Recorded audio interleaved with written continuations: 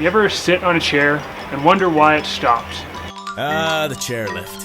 I remember my first time, the anticipation, the icy cold shiver of fear.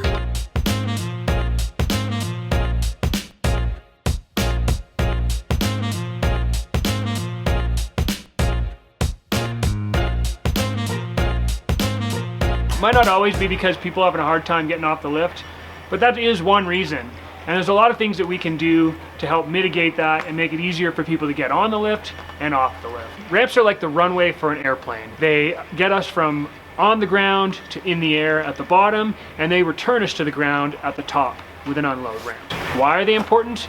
If those aren't maintained properly or built properly, beginners are going to have a really hard time to get off the lift. Even if we have done a very good job, they're going to have a hard time getting off. So whatever we can do to help is really important.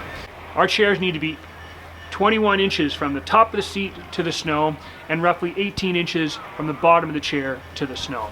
The top of the chair being more of an important height. Most of the lifts have installed at both the top and the bottom a wooden exterior.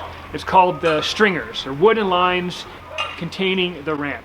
We built these wooden stringers so that we can not have to measure every day, and we can just use those. And so we're going to use our tools to shave down snow or fill in snow so that they are in line with those wooden stringers. At the bottom, sloping down 2% from the weight to the load. At the top, we have a flat portion, so we have wooden platform, and those stringers, the height is how high we want the snow to be. Where that wooden platform comes to an end is where it slopes down, and that's really important.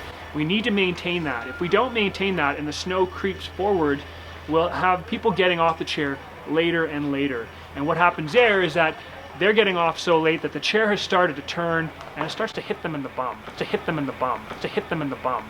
So we want to make sure that we are maintaining it properly so that people can get off at the time they're supposed to.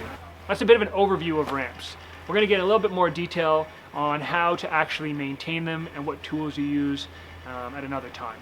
If you haven't seen the video on how to use the tools, check that one out, and that'll give you a little bit of an idea of where to get started with the broader picture. I love ramp. I love ramp.